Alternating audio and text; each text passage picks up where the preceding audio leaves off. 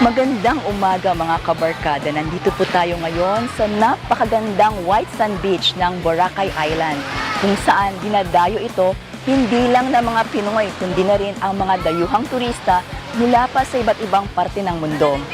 Maganda man ang ganitong beach, ay may dala din itong posibleng panganib o aksidente. Kaya naman ang Philippine Red Cross National Headquarters at ang Boracay Red Cross Chapter ay nagtulungan para maglungsad ng isang malakihang lifeguard competition na kung saan dinagsa ito dahil maraming chapter ang nakilahok dito sa programa na ito.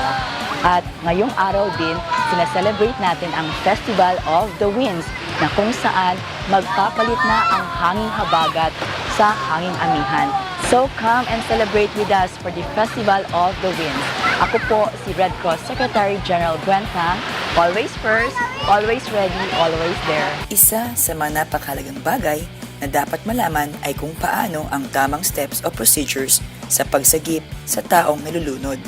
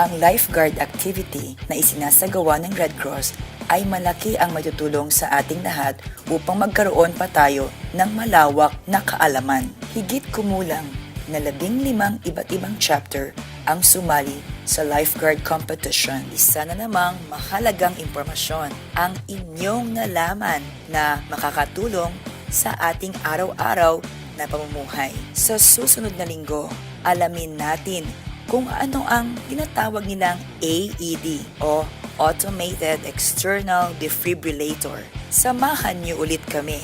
Kasama pa rin ang Philippine Red Cross Boracay Chapter.